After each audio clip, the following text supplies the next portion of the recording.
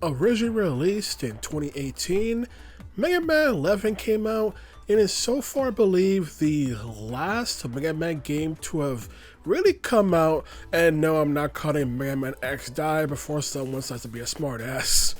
But this was the last release since then, and is one of their best selling in the franchise. I think best selling overall in the franchise, 2 million copies. And so it's surprising they haven't really done much Mega Man after this, but as for the story, now just talk about Mega Man 11 itself. The main premise is that Dr. Wily is trying to take over the world again, but in this instance, he's using the double gear system that he believes he has now perfected.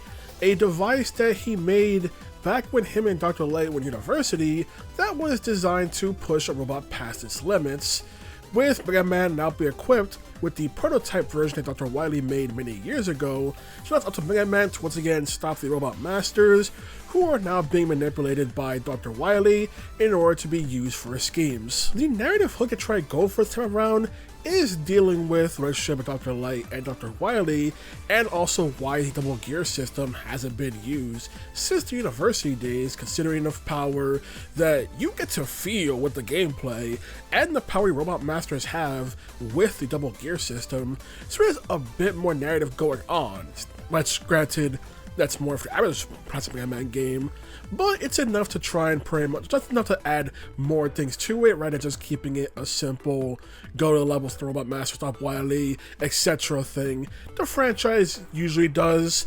But in this instance, I do wish that since they want to have more of a narrative hook, I wish that you got more commentary from the robot masters, especially since you do have early on the Light is doing maintenance on the robot masters.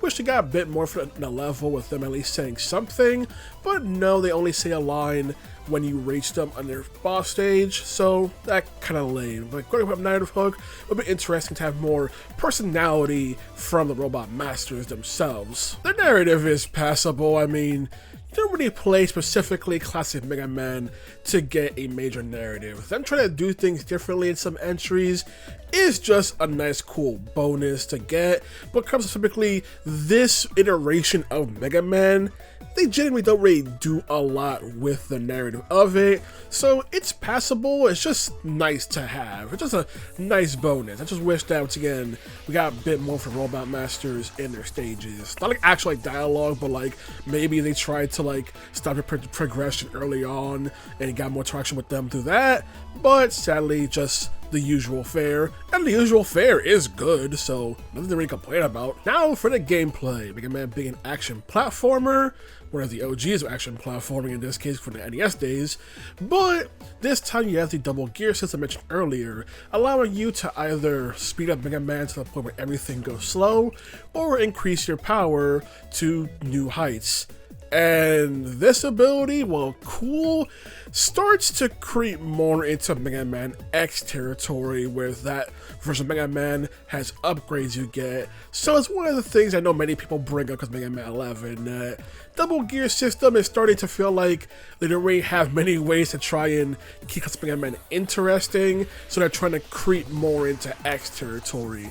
But as for the double gear system itself, I mostly found myself using the speed boost, because the power boost didn't really feel like it was all that useful, especially since I want the big bonus for the Buster. I still have to charge it up, which will take a bit in order to use it, and by default, you have a recoil if you shoot a powerful charge shot with the power gear on, so there is a drawback initially to that, and I just found it more easily to just use the speed boost, and then just start rapid mashing a button right next to an enemy to just immediately shred their health bar instead, as opposed to just using the power gear. So speed boost for me was a power system fact of how many hits I could get in before the enemy had time to even react. The caveat double gear system is the fact of you can't overuse it. It only works for a little bit amount, and if it overheats, you can't use it whatsoever. And while when it comes to stages, for the most part, you get across them just fine with double gear system, just kind of benefiting you. If it's a boss battle, however, you may find yourself in a bit of trouble, especially with a boss that uses the speed gear, because I'm not gonna lie, some of their attacks are way too fast for speed gear for me to react. So the speed gear for Mega Man for me is really needed in those instances. Like I said, for Robot Masters, they can use either speed or power, depending on the Robot Master. And I like the fact that they choose one or the other and just don't have both. It really adds to their moveset what they add when you use the power speed gear, although weirdly enough, when they use speed, you're still able to hit them just fine despite them going faster, but when they use power, they temporarily invulnerable and you just can't hurt them whatsoever. And I wish it was like speed where you still can get hits in, you just have to be very careful what you're going with. Also, interesting enough, Blockman in particular has the most unique version of the power gear, where he flat out has a second health bar of sorts with the way he uses power gear, and no other Robot Master does that, which is like really cool and unique to Blockman. That's pretty dope. Initially, I was not having a great experience because the first two stages I did were Blockman and Bounceman, and their stages just felt like absolute hell to go through. Those were only two stages where I feel like I really had issues. Everything after that felt relatively smooth sailing. They weren't easy, but they were way more manageable compared to other stages. Especially since in this game, you can collect bolts in order to spend in the shop, and by God, get the upgrade that allows you to get more bolts for stages, because it's a ridiculous amount of boost to the point where I went from having maybe hundreds of bolts per stage to thousands of them. So you definitely want that upgrade immediately so you can fully dig out Mega Man with new upgrades. And the fact that you can equip all the upgrades, and there's even something there for people who want more of a challenge, which is a nice addition. However, with the bolts, you can also buy stuff like lives, E-tanks, weapon tanks, the mystery tank, and you can just flat out get a max amount and just go into a stage. I was assuming at first that when it comes to lives and stuff, there'll probably be like, oh, it'll be at this price, but buy it again, it'll be more expensive to compensate. Nope, it is always at the same price. There's also instances of sales, I assume, because Dr. Light kept mentioning how the reactor he was using was working better than usual, so things were cheaper, but it was always at that cheaper price for me. So I don't know if that's a coincidence, or that was just flavor text, didn't mean anything. By the way, the actual item resources were very cheap, and it will make your experiences through the levels a lot easier to go through, especially since the levels only have like 2 checkpoints total, and 1 is right before the boss itself, so really only has 1 checkpoint in reality, so you get sent back far in this game, which I know many people, classic Mega Man comes to that territory, to which I say, Mega Man X3 does that, people bitch endlessly, but that's besides the point. It is trying to be more strict, but it doesn't feel unfair, aside from, like I mentioned, when it came to certain instances where it became way too many do or die, which once again, I know, it's Mega Man, infamous for do or die moments, but even with the double gear system, it didn't really feel like those do or die moments got any actually easier or any sort of form. It still felt the same level of cheap shotting despite the whole mechanic of the double gear system, so I guess I decided, no.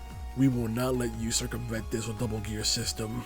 There are some things that Wily's invention just can't do. The most disappointing thing in the game, I would say, would actually have to be the final few levels, because compared to the Robot Master stages, they were just like there wasn't really much of a threat. Like way more things were rougher with Robot Master levels, and then the final boss itself also feels like a cakewalk compared to the Robot Masters themselves, who put up more of a challenge, especially the ones that use the power gear to be temporarily invincible during their big attacks. So that was really disappointment in gameplay, the fact that Wily himself is just this time around, doesn't really have much to go with and use, which is weird considering this is his invention we're also using, but he doesn't really have much of a way to use it himself. The Robot Master has put it to great use, you can get to great use. Wily himself, Not really. There is also the challenge mode as a bonus. If you want to go through that, little challenges you can complete, and there are extra stuff you can get in the shop after you beat in the game. So there's more bonuses for stuff that's more so giving you just godlike power for that stuff. So there is neat little bonuses for the top of the other difficulty modes. And I wonder if the easier modes actually affect the stage design.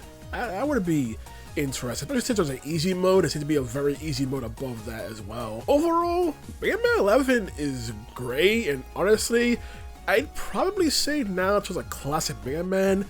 Probably be my second favorite. My first favorite is Mega Man 3, but this would be a second favorite because I just really like the double gear system brings to the level design, and also what it brings to the boss design when they use either speed gear or power gear.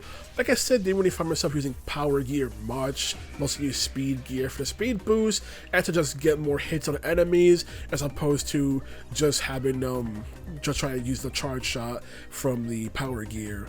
There are also many enemies in this game. Also, you're able to break their guard with a charge shot, and then you speed gear to immediately blitz them afterwards. So I just found way more incentive to use speed gear, especially the level design itself doesn't really have a moment where you really need power gear. You may think I thought, oh, this will probably be more durable, new power gear. Nope, a regular charge shot got the job done easily. So I was like, I just found no real use for power gear aside from a few instances where the powered up Robot Master weapons were really useful with freaking power gear. Except for that, nothing else. Also didn't really use the special weapons much, or not actually, I didn't use them at all in the stages themselves. I got an achievement that said for beating all the mini bosses without using the special weapons, but I don't know, none of them really seemed like they really helped me at all when it came to the freaking stage itself. So I don't know,